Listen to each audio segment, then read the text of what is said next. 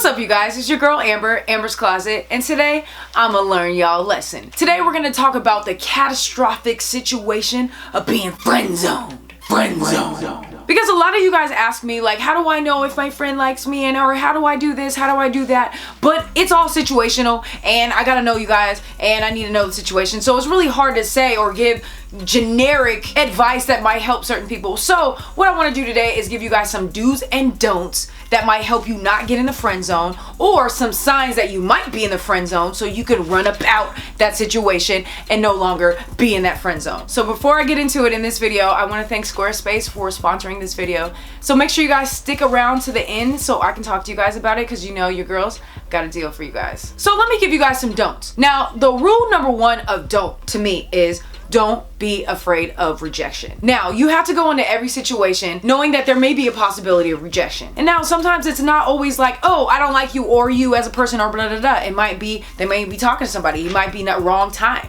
Things like that. But don't be afraid of rejection. Now, one of the biggest do not do's is when you're talking to someone or in a conversation with someone that you may be interested in, do not allow that person to vent to you or talk to you about their exes. That comes later when you're dating that person and you already know that you're dating that person, you're in that situation. All right, tell me what didn't work so we can make sure that we don't do that in our relationship, because we've already established that. But when you haven't established, do not let them vent, because you just threw yourself in the friend zone. Don't try too hard. They want to try to become the perfect person that they think that that person may want or need, but in reality, you're trying to replicate them and what they may like, being like, oh yeah, I do like that too. Knowing you don't like that, but thinking that they do, so you think that that's a way to get in, but it's not. Just be yourself and allow that to be enough. Now, one thing that I see that people do way too early is they diss or make fun of their person of interest. The key word here was too early. Now, you could be a little playful as you guys like get to know each other and establish that you're dating, but before that, dissing her and making fun of her, especially around other people, is just not cute. And then it's just not gonna put her in the mindset of, this is a person that wants to date me, while they're making fun of what I'm wearing all the time. Makes sense, right? Don't be too vocal about your emotions or your feelings too early. Make sure that you've already established that you're not in the friend zone and that person may like you before you start letting feelings out. Because you can't be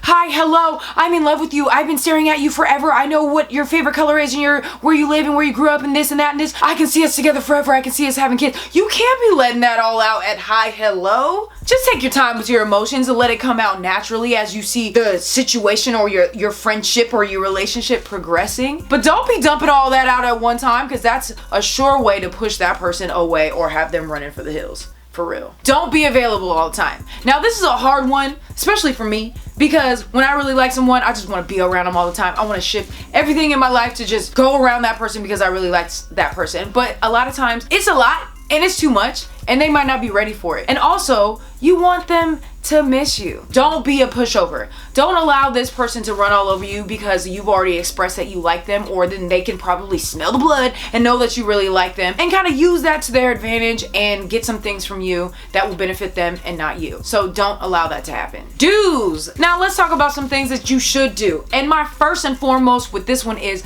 be yourself. We talked about this earlier with not being a pushover and not being available all the time, not trying too hard. So just be yourself. Pay attention to your interests, likes, and dislikes. Keep that in mind when you think about things that you want to set up or try to set up a date or things to do. But also, don't always put their likes or their interests ahead of your own. When you say, hey, you know what, I'd really love to take you to this music lounge that I really like, and you kind of put your foot down and be like, I want you to enjoy it. That shows your ability to be able to handle things as things come up in your guys' relationship. And that also shows them that you would like them to know what also interests you or what makes you happy. And then you'll be able to see from them if they're also showing interest in you. Don't be a boy or a girl. Open up doors, walk them to the car. Be a gentleman or a gentlewoman. And these qualities are very vital to me. They've always worked for me, especially in the beginning. When you're around someone and you're going out of your way to kind of open up the door and make things a little bit easier for them, you're showing those qualities that you care and that you're thinking of them. And a lot of times that will show them or tell them that you are interested. And a lot of times from that, you'll be able to see if they're interested or not interested by the way that they react to you doing those things. Now, after a little bit of time of hanging out with this person of your interest, interest, it might be okay to throw in some flirty gestures. Now you can do this on the slide, like maybe a little arm around the waist or a hug that just lasts a little longer than usual. And that also lets them know where your head is, because those little slight things will also let them know that, hey,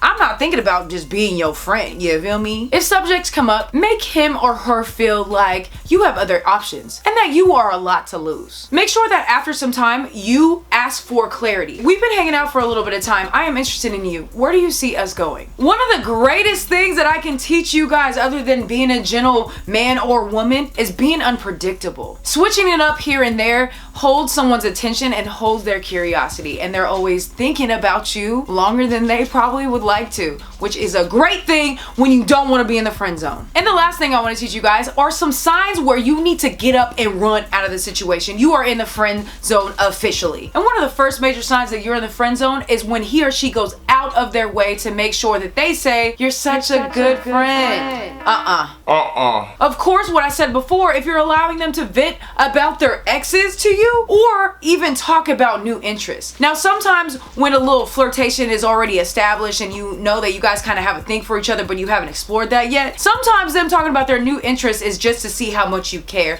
or see what your reaction is. But don't let them go too far with that, because then you'll definitely lose your chance. One way to notice that you've been put in the friend zone or that you're in the good friend category is that if you keep hanging out with this person, but it's never a date. So if you're getting put in group settings, or if you're just like, oh, come hang out with me, but it's not a date setting, then you're in the friend zone. If they try to shut down your little advances of maybe hand holding or pushing you off when you grab that waist or pushing away when you give a little hug that's a little bit too long, if they shut down those advances, you gotta run, bruh. And last but not least, signs to know that you are officially in the friend zone is if they try to hook you up with somebody else. If they try to hook you up with their friend or somebody else that they know, you got to go.